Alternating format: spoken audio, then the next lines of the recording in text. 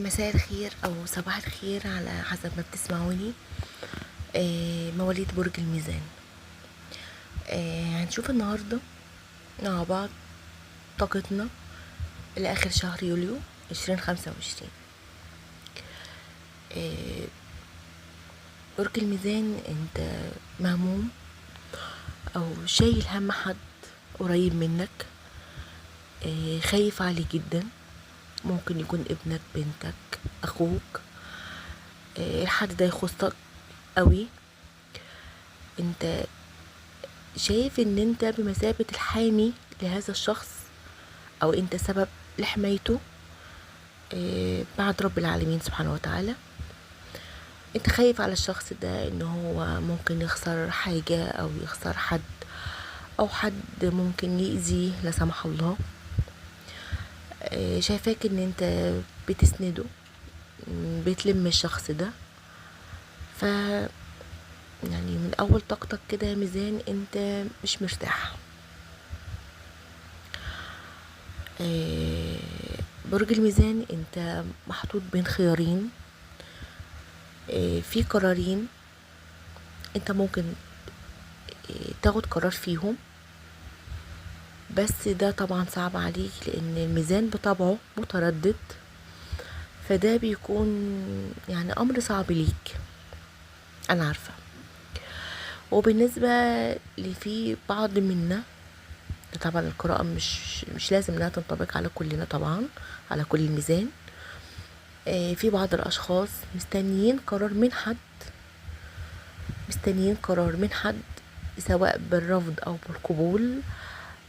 فطبعا لو هنسأل نقول طب القرار اللي احنا مستنيينه هيبقى لصالحنا ولا لا، ولا هيفرحنا ولا هيزعلنا. احب اقول لك ان القرار اللي انت مستنيه من شخص ما ان شاء الله هيكون لصالحك باذن الله. الميزان عندك لم شمل، لقاءات مع عيلة، تجمعات في الفترة دي. ف يعني سبحان الله في حاجة زي السحر هتحصل، هتقلب كل الموازين لصالحك طبعا.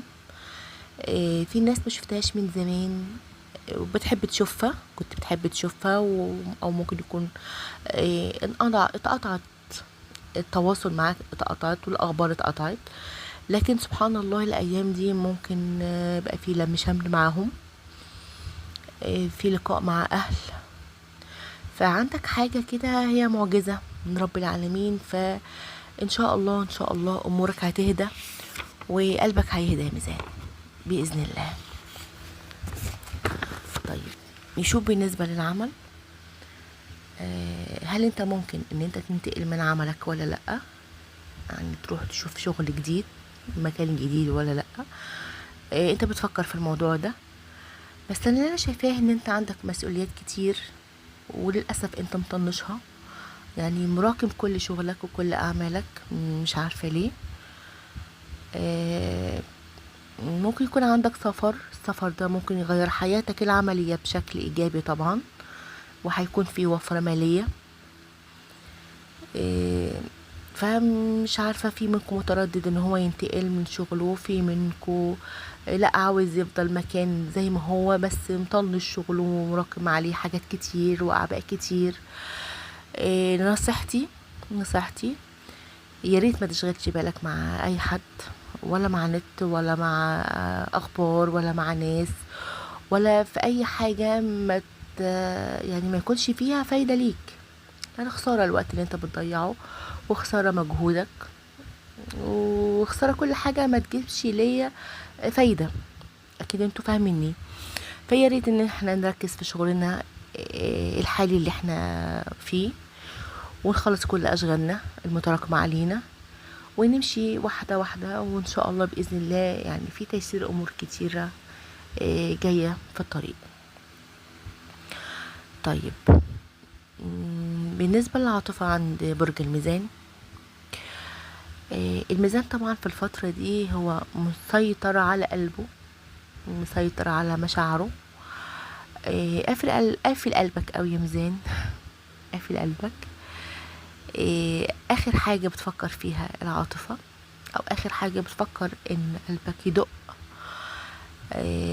يمكن عشان انت مش مصدق اي حاجة بتتعرض عليك، مش مصدق اي حد يقولك كلمة حلوة.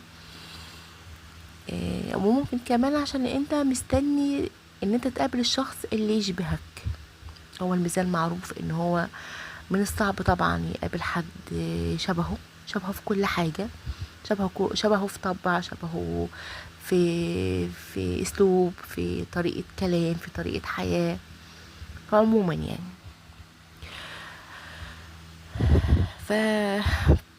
انت بتدور على الشخص اللي يشبهك او اللي يشبهك.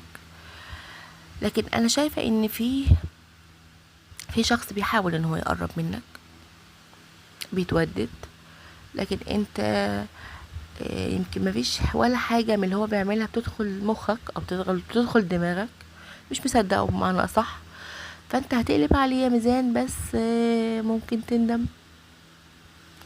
يعني في النقطة دي بالذات يعني المفروض ان احنا نحكم عقلنا. احنا فعلا عشان انا بكلم بصفة الجمع، لان انا برج الميزان، يعني عايشة معاكم قوي عشان انا فعلا برج الميزان. فهو معروف ان برج الميزان بيوزن بين عقله وقلبه، بس في بعض او في معظم الاحيان بنحكم عقلنا اكتر من قلبنا.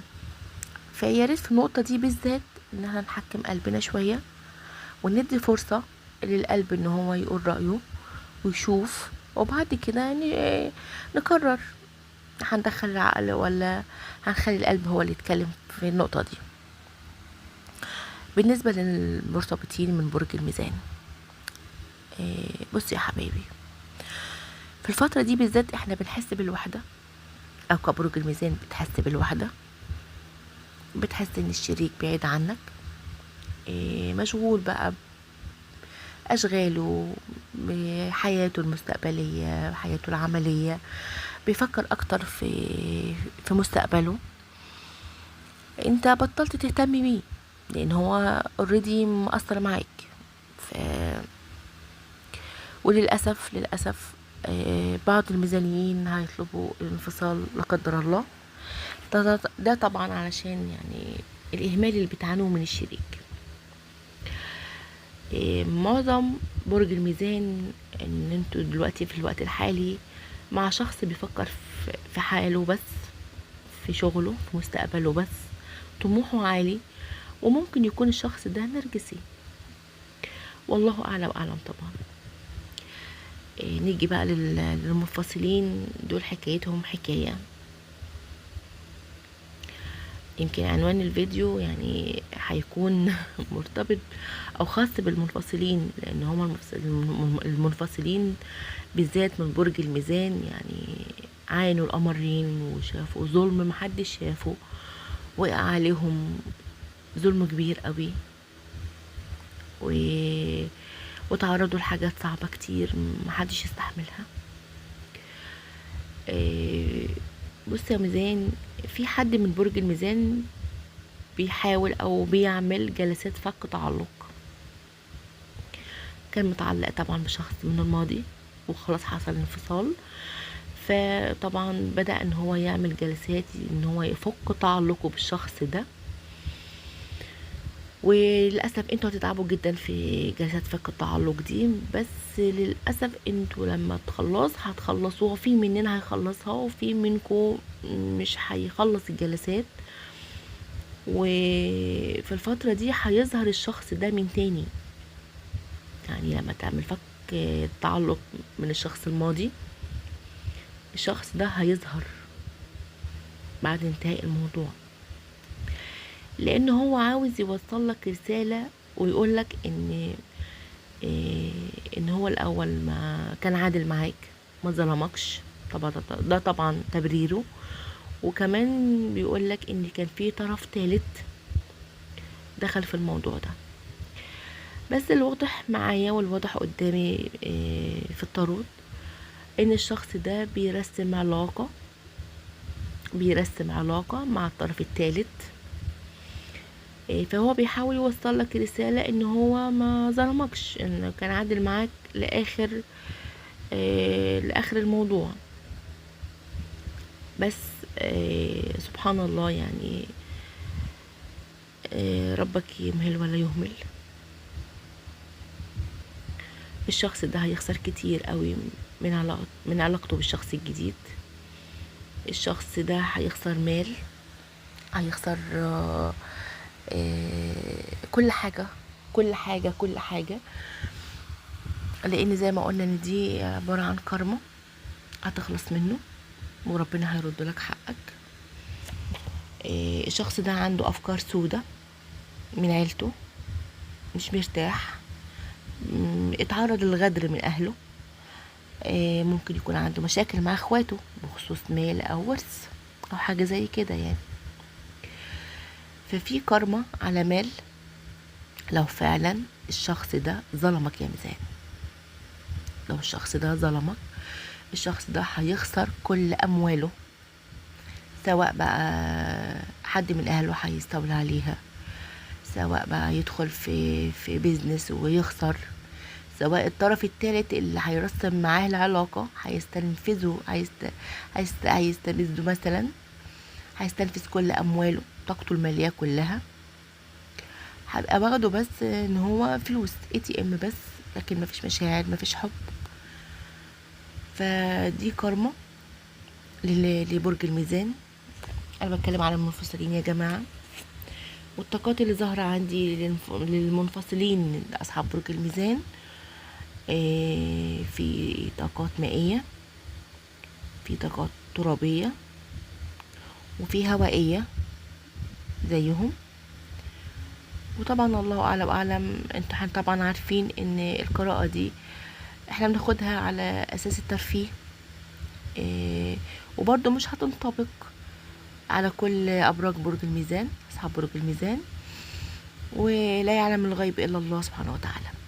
طيب ايه نصيحتك يا ميزان؟ النصيحة اللي الكون والطاروت بيقدمها لك، بيقول لك ان انت لازم تاخد قرار وتحسم الامر، وتحط حاجز بينك وبين الاكس، يعني اللي بينك وبين الشخص المنفصل عنه، ويا ريت ما يكونش فيه اي تواصل بينك وبينه، وحاول ان انت ما تسمعش منه اي كلام لانه بيحاول انه يستفزك، ويا ريت ان انت ترفض اي حاجة تقربك منه، لان طاقتك اصلا مفيش رجوع بينك وبين الشخص ده.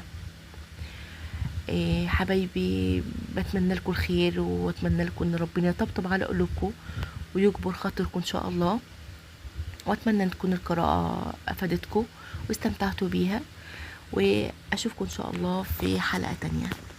باي باي.